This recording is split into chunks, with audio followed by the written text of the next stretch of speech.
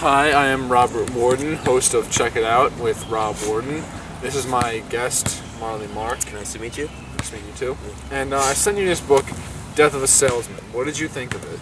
I'd say this was a pretty solid read. It was pretty good. All I could say about it, though, is that I'm very glad that I didn't get into a profession that would eventually lead me to killing myself. Yeah.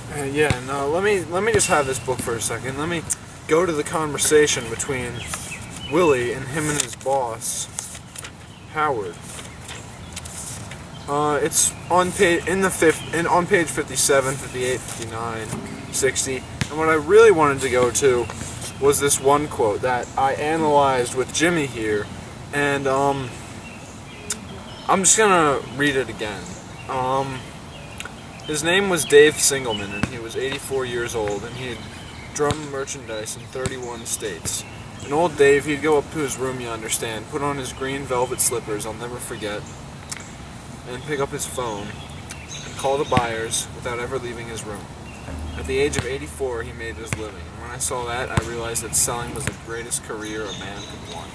And that's kind of funny because, like I said with Jimmy, but I'm going to leave this to your interpretation, being a salesman is ultimately a death. And how about, I want to hear your thoughts on that, and I want to hear your interpretation of that. Well, yeah, that's very ironic that he would think that, and in the flashbacks, it seems that he's very, fond of his job. And very fond of his family. Yeah, very fond of his family, but as he ages and it starts to get more stressful, and to the point where he eventually loses his salary, and he doesn't necessarily. He gets fired, more like it. That's what I interpreted it as.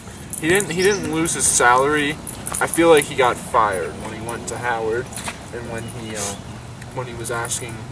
kept asking, "Can I stay here? Can I stay here?" Because I can't travel anymore. It's been Lord knows how many years, but I can't do it anymore.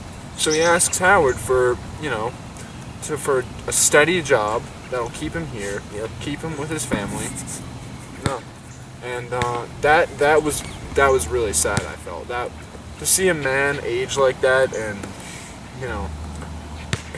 how his father abandoned him. Yeah. I feel like Willie in return abandoned his family. Yeah. It was a projection technique, and it was because of the fact that he had to travel so much for his job. He was never around. Right. Yeah. And what do you think of that? What do you think of his father's abandonment? How do you think that affected him? Yeah, I think that probably very negatively affected him as he was growing up, and it's kind of ironic in the way that his father abandoned him, and now as he's growing up, he's basically, like you said, it's like a projection thing. He's basically abandoning his... Projecting his his thoughts of his past onto his family. Yeah. And I think that directly influences him as a character, and it kind of relates to his kind of schizophrenic sort of mind. Yeah. And can I have that book for a second? I just wanna prove a point about his schizophrenia. And there's this one point. Remember how his brother Ben died? Yeah. And do you remember that one scene with him and Charlie where he pretends his brother Ben is there? He's with them. Yeah. And he starts talking to them, and he starts talking to Ben, but Ben's not there, and Charlie's like, "What are you doing?" And he's visualizing his dead brother, and I feel like that's because he's never really had a family. The guy has never really had a home, so he's trying to surround himself with people he thinks loves him. And it's basically that, and the combination of all the stress that has influenced the mental imbalance in his mind that has been causing him to And, do all of that. You know, if you look at this, if you look at page 31 in your books, when Willie is like, he's talking to Charlie, he's like, didn't Linda tell you a couple of weeks we got a letter from his wife in Africa, Ben's wife. Yeah. He died. And Charlie says, that's so. And then we have a line from Ben chuckling. So this is Brooklyn, okay? And that's Willie's interpretation of Ben. And that's what that plays into his whole role of losing his mind. And that plays into his whole role of killing himself. There's two more points I want to talk to you about. Two more very important points. Right. One of them is in the flashbacks, like I said, and like you said, we see him happy. He loves his family. He's nice. He cares for them. But as he grows, there's a hatred for Biff that brews inside of him. Yeah. And I think one of the main, and once again I said this with Jimmy, but I want to see what you think, and I want to see your interpretation. Right.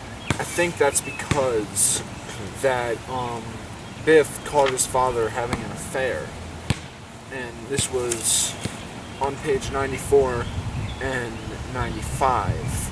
And see, now they're in Boston, and Willie is in a hotel with a woman who is just referred to in the play as the woman. And Biff strolls into the hotel room to talk to his father. He doesn't see the woman yet, but he cracks a joke. He hears the woman laughing. And then the woman comes out and he sees the woman. He goes into the hallway, starts crying. And this has a huge impact on him as a character, because if you remember, after he saw that, he didn't want to go to college anymore. He came to his father's hotel room to talk about a math test he failed. He decided not to take a retest for that, and he just stopped caring. And this might relate to why he moves around from place to place. He never holds a steady job, because he doesn't know what to do with himself after he saw the deterioration of his family life. And I feel as though he seems to believe that if he goes to college and like manages to like get a job or something, then that he might like end up in the same position that like his father. He might end up just like his father did, and he doesn't want to do that. Yeah. And one of the last things I want to bring up is, of course, Willie's suicide, and the aftermath of that, and also, well, what I mostly want to talk about is what led him to suicide, and all the car rides that he went on, all the late night car rides that led him to accidents. Yeah, accidents where it was found out they were actually failed suicide attempts. That led him to eventually taking the car out and finally killing himself. And I wanted to talk about that and how that was after the break. All right. And we're back to check it out with Dr. Robert or Rob Wood. And Marley, my friend, has some great interpretations on Willie's suicide, and I think he would like to share them with you, so I'm going to give the floor to Marley. All right. So basically, I found it interesting how he decided to Kill himself by crashing his car. Yeah, commit suicide in his car, and basically, so he's a traveling salesman, and he's in his car a lot. He goes from place to place all the time. He's always in his car, and so basically, like, the car is his life. Like, this job is his life. It like takes over every aspect. By killing himself, he's also killing his job. Yeah, by killing himself, he's also killing his job. By crashing his car, he's killing his job. Yeah. Which is killing his life, because the job is his life. And the job eventually became the death of him. So there's a lot. This is confusing. There's levels. I think I like this interpretation that you have about his car. He's in it a lot. He's a traveling salesman, and he decided to commit suicide by way of his car. And I for one, thought this was a great book, Death of the Salesman, Yeah. and Marley, you liked it, right? Yeah. And I thought it was very confusing at parts, especially the first act when there were all the flashbacks that eventually tied in to the second act, but the whole first act, I was reading it, I was kind of confused. Yeah, very And much so. I just wanted to say thank you. All right, yeah, pleasure to be here. Anytime. And all right, and all right, that's a wrap.